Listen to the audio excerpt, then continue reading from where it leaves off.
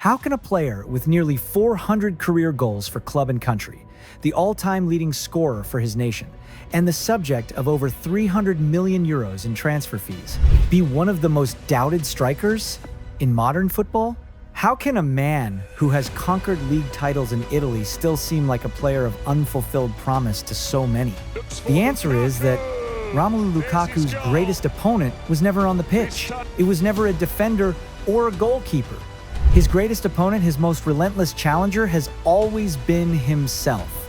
This is the story of you versus you.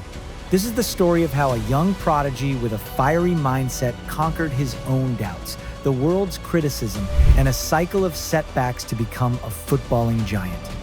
The fire that pushed Romelu Lukaku started in the hard truth of his childhood. This was not just a dream of fame, it was a promise made out of need.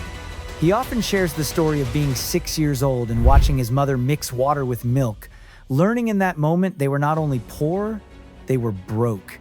He made a silent vow that this would not be their life forever. That day, a boy's game turned into a man's mission. This mission took off in the youth leagues of Belgian football, where his goal records became legend. At Lierse, it is said he scored a huge 121 goals in 68 games. When he moved to the famous Anderlecht Academy, the numbers grew even more.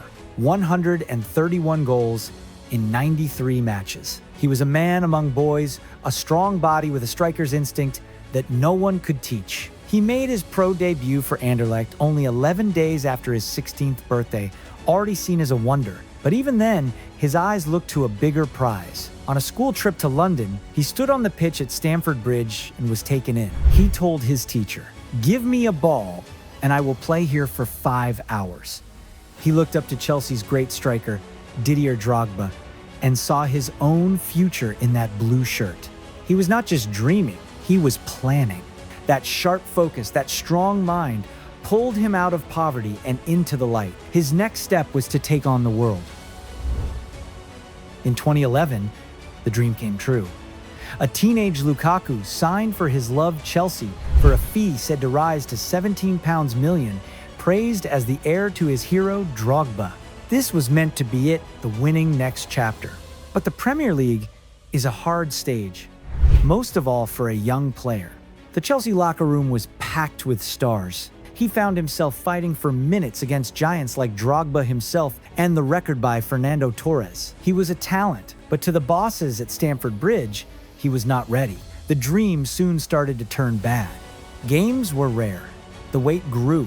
The belief that had once set him apart started to fade. In 3 years as a Chelsea man, he played 10 league matches and did not score 1 goal. The place he had sworn to rule became the stage of his first big fall. For a player who had only known a fast rise, this was a hard hit. The world began to ask a question that would stay with him for years. Was he truly made for the very top? For Lukaku, a step back was the only way to move ahead. Sent on loan to West Bromwich Albion, away from the sharp eyes of Chelsea, he was finally free. This was the Lukaku that Belgium had seen. Strong, direct, and deadly. He scored 17 Premier League goals, a huge return that showed everyone, and maybe himself, the player he really was. He was a scorer. It was that clear. That rise led to a full move to Everton, where he was not just a young hope, but the main man. He grew under the duty, becoming the core of their attack. He scored again and again, proving himself as one of the Premier League's most feared strikers and turning into the club's top scorer in the Premier League years. He was no longer the lost Chelsea wonder. He had made his own road, shutting down doubters with the one thing they could not deny: a non-stop run of goals. Lukaku's story is a strong lesson that at times the best comebacks start when you are cast aside. If you believe in the force of a comeback tale, make sure you subscribe so you don't miss more stories of great fightback. His great form at Everton won him the move he had wished for: a huge transfer to Manchester United. This was his second chance at the top level, but at a club like United, the wait is a different kind. It is not only about scoring goals, it is about history, legacy, and non-stop worldwide focus. His spell at Old Trafford was a mix. He scored 42 goals in 96 matches, a solid record by any mark. But the story changed. The talk was not about his goals, but his weak points. Experts and fans looked hard at his first touch. His link play, his big match showings, he felt unfairly aimed at, later saying that even when he played well, the praise always came with a yes, but he was stuck. Asked to copy Drogba, a striker with a totally different way of play. The blame was loud. Even with his goals, he felt he was used as the fall guy. Once more, at the top of the game, he was still on the edge. The drop was not as sharp as at Chelsea, but it was just as tough. It was clear that for Lukaku, the fight for respect was just as big as the fight for goals. So, what failed? For Lukaku, the reply was simple. He needed a coach who did not just want him, but who knew him. He found that in Antonio Conte. His 2019 move to Inter Milan was more than a transfer. It was a save mission. In Italy, Lukaku was born again. Conte built his side around the Belgian striker, making him the clear king of the San Siro. He did not try to change Lukaku, he lifted him, sharpening his strong points and shaping him into a complete forward. The result was stunning. Lukaku was happy, sure, and unstoppable. He struck 64 goals in 2 years, driving Inter to their first Serie A crown in over 10 years and winning the league MVP. This was his rise.